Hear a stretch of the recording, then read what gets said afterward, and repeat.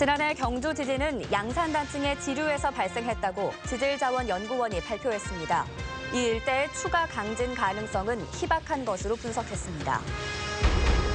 경주 지진을 계기로 양산 단층에 대한 정밀 조사와 단층 지도 제작이 추진됩니다. 지진 통보 시간을 획기적으로 줄이는 연구도 시작됐습니다. 울릉도의 나흘간 75cm의 폭설이 내렸습니다. 정기 여객선 운항은 닷새째 중단됐습니다. 여러분 안녕하십니까? 국내 지진 관측 사상 최대 규모로 기록된 지난해 경주 지진은 한반도에서 살아있는 단층으로 불리는 양산 단층의 지류에서 발생했다고 지질자원연구원이 공식 발표했습니다. 지진 발생지에서 추가 강진 가능성은 거의 없지만 주변 지역에서 추가 지진이 발생할 가능성은 배제할 수 없다는 게 연구원 측 분석입니다. 이규설 기자입니다. 지난해 9월 발생한 규모 5.8의 경주 지진, 20여 명이 다치고 100억 원이 넘는 재산 피해를 낸 경주 지진의 정확한 진원지가 지진 발생 넉 달 만에 밝혀졌습니다. 경주시 내남면을 통과하는 여러 단층 가운데 양산 단층에서 2.5km가량 서쪽에 자리 잡은 곁가지 단층으로 확인된 겁니다.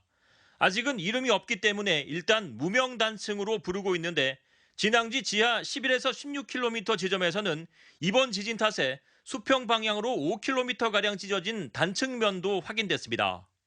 무명 단층과 양산 단층의 경우에는 지표면 상에서도 저희 남쪽으로 내려가면 울주 근처에서 만나게 됩니다. 무명 단층과 가까운 지역에서 또다시 강진이 발생할 가능성은 적어 보입니다. 규모 5.8의 강진이 발생한 당일 지진 에너지의 90%가량이 해소됐고 이후 600회에 가까운 여진이 발생하면서 남은 지진 에너지가 거의 소진됐기 때문입니다. 이 위치에서의 규모 5 정도에 상하는 추가 큰 지진이 발생할 가능성은 매우 희박하다고 보여집니다. 하지만 주 단층인 양산 단층대가 경북 영덕에서 부산 낙동강 하구까지 170km나 이어져 있고 그 주변엔 이번 무명 단층처럼 소규모의 곁가지 단층들이 다수 존재하고 있어 동남권의 지진재해 가능성은 여전하다고 지질자원연구원은 밝혔습니다. MBC 뉴스 이규설입니다. 지질자원연구원은 양산 단층에 대한 정밀 조사를 통해 지진의 위험성을 한눈에 볼 수 있도록 단층 지도를 제작하기로 했습니다. 또 기존 지진 경보 시스템에다 철도 등 국가 기관 시설의 계층망을 접목해 지진 통보에 걸리는 시간을 획기적으로 줄이는 연구에도 착수했습니다. 장성훈 기자가 보도합니다. 이번에 경주 지진의 원인으로 지목된 양산 단층 일대에선 이름 없는 이른바 무명 단층과 다수의 소규모 단층들도 확인됐습니다. 부산에서 영덕까지 170km에 이르는 양산 단층 지역은 국내에서 지진 가능성이 가장 큰 지역으로 평가돼 왔고 실제 지난해 경주 강진이 발생했습니다. 당연히 앞으로 있을 지진 대비의 시작은 양산 단층에 대한 정밀 조사입니다. 언양에서 경주와 안강에 이르는 60km 구간에 대한 지진 위험도 조사가 앞으로 3년 동안 진행됩니다. 이를 바탕으로 이 구간에 대한 지진 위험도를 한눈에 볼 수 있는 단층 지도를 만들고 지진 위험도를 평가하는 기술도 개발할 계획입니다. 아주 위험하다고 생각이 되는 그런 단층들은 이제 저희 연구원이 이제 국민안전자 협조해서 집중적으로 이제 저희가 아주 자세한 그런 연구들을 하게 될 겁니다. 지진 피해를 최소화하는 데 꼭 필요한 조기 경보 시스템에 대한 연구도 본격화됩니다. 전국의 지진 관측소를 기반으로 한 기상청의 기존 네트워크 방식에다 철도 등 국가기관 시설의 현장 계측 자료를 접목해 현장에서 곧바로 경보할 수 있는 시스템을 개발한다는 겁니다. 또 단층 지역 주변의 관측소를 늘리고 사용자 중심의 경보 시스템으로 전환해 자신 있는 곳까지 지진파가 오는 데 걸리는 시간과 강도를 직접 확인할 수 있는 기술도 개발할 예정입니다. MBC 뉴스 장성훈입니다. 오늘 새벽 4시 7분쯤 경주시 남남서쪽 9km 지역에서 규모 2.6의 지진이 발생했습니다. 기상청은 이번 지진이 지난해 9월 12일 경주에서 발생한 규모 5.8 지진의 여진이라며 별다른 피해는 발생하지 않았다고 밝혔습니다. 한편 경주 강진이 발생한 이후 총 573회 여진이 발생했고 규모 3.0 이상 지진은 21차례 발생했습니다. 울릉도에 나흘간 75cm의 폭설이 내려 섬 전체가 설국으로 변했습니다. 워낙 눈이 많은 곳이라 제설 작업은 순조롭지만 뱃길이 끊겨 주민들이 불편을 겪고 있습니다. 임재국 기자가 보도합니다. 울릉도 섬 전체가 눈 속에 파묻혔습니다. 나리분지와 섬 곳곳이 순백으로 변했고 항포구의 배들도 눈으로 뒤덮였습니다. 울릉도에 내린 눈은 75cm, 성인봉 등 산간에는 1m나 쌓였습니다. 나물도 잘 떼고 고래수 물도 많이 나오고 당도도 좋고 눈이 최고 보배입니다. 울릉도는. 주요 도로와 마을마다 공무원과 주민들이 매일 제설 작업에 나서면서 큰 불편은 없습니다. 제설차 읍면까지 해서 전 한 6대가 됩니다. 6대고 또 그 제설을 그 중간중간 산중에 할 수 있도록 포크레인이 다 한 10몇 대가 돼가지고 아무리 눈이 와도 지금 뭐 교통에 문제 없고. 하지만 바다 날씨가 좋지 않아 여객선 뱃길이 닷새째 끊기면서 섬 주민과 관광객들의 불편이 이어지고 있습니다. MBC 뉴스 임재욱입니다. 이번 설 연휴 동안 지역 유통업계는 매출이 소폭 늘 것으로 예상하지만 설 성수품 가격이 크게 올라 시민들의 부담이 커질 것으로 보입니다. 포항 상공회의소가 이번 설 연휴 동안 지역 백화점과 할인점의 매출 예상액을 조사한 결과 지난해보다 0.5% 증가한 309억 원으로 나타났고 상품권과 선물 세트의 경우 3만 원 미만이 가장 많은 것으로 전망됐습니다. 반면 1월 무와 달걀 가격이 지난해에 비해 각각 64%와 72%나 급증하는 등 17개 설 성수품의 가격이 크게 상승해 가계 부담이 늘 것으로 보입니다. 포항시가 소비 촉진을 위해 발행한 포항사랑 상품권이 판매 이틀 만에 처음 배분한 150억 원 전량이 매진됐습니다.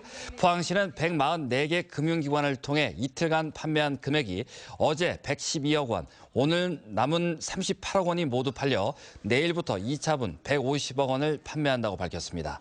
포항시는 이런 추세라면 설 전에 300억 원이 모두 소진될 것으로 보고 3주 뒤쯤 2단계로 300억 원을 판매하고 나머지 400억 원은 5월 추경 뒤 발행을 검토하기로 했습니다.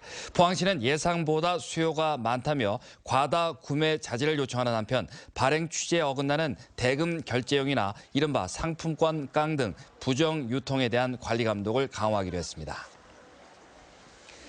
정부가 포항제철소 제1고로 설비 폐쇄 사업 재편을 위한 규제 완화 특별법인 원샷법을 적용하겠다는 입장을 보여 지원 여부에 관심이 모아지고 있습니다.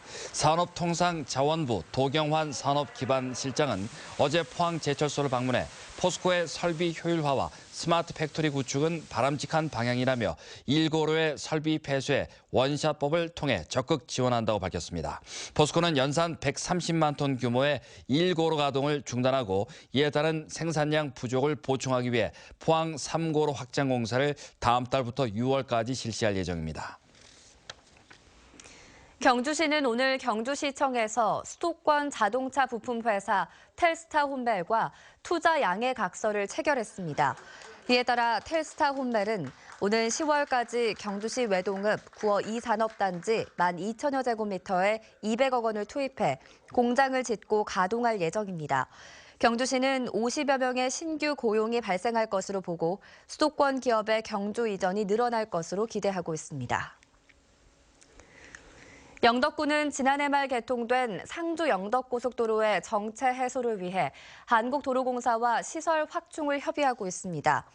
한국도로공사는 요금소 출구 2곳을 신설하기로 하고 현재 설계 중이고 영덕군도 톨게이트 입구 증설과 지품면 톨게이트 신설을 요구하고 도로공사와 비용을 절반씩 부담하기로 했습니다. 영덕군은 또 7번 국도에서 강구항으로 진입하는 좌회전 차로를 현재 110m에서 215m로 늘려줄 것을 국토교통부에 건의했습니다. 상주 영덕고속도로 이용 차량은 평일 4,500대, 주말 12,000여 대로 당초 설계 교통량 1,800여 대를 최대 6배 초과했습니다. 울릉도에 이르면 오는 6월부터 국내 최초로 자율주행차가 시범 운행될 것으로 보입니다. 그리고 지난해 11월 울릉군과 포스코 ICT 자율주행 경험이 있는 영국 정부와 업무 협약을 체결한 경상북도는 오는 6월쯤부터 6인승 무인 셔틀 10대로 울릉군 천부리에서 나리분지까지 3km 구간을 시범 운행한 뒤 내년부터 본격 운행하기로 했습니다. 또 이와 별도로 올해 전기차 충전기 120기와 전기차 200대를 보급하고 내년부터 주민들이 조합을 구성해 전기차를 공유하는 사업을 지원하기로 했습니다. 경상북도는 AI 사태로 가금류 입식 제한 조치를 겪고 있는 130여 농가에 가구당 50만 원에서 200만 원의 특별 생계비를 지원합니다. 또 6월까지 농어촌진흥기금을 활용해 농가당 최대 2천만 원까지 운영 자금도 융자 지원할 예정입니다. 이 같은 조치는 지난해 12월부터 AI가 발생한 시도지역 가금류를 도내에 반입하는 것을 금지하면서 입식하지 못한 농가의 어려움을 덜어주기 위해 취해졌습니다. 내일 아침 경주가 영하 7도까지 내려가는 등 매서운 추위가 이어지겠는데요. 낮부터는 기온이 차츰 오르겠고 이번 설 연휴에는 큰 추위가 없겠습니다. 송혜림 캐스터입니다. 오늘 아침 포항이 영하 6.2도까지 내려갔습니다. 좀처럼 적응하기 힘든 추위가 이어지고 있는데요.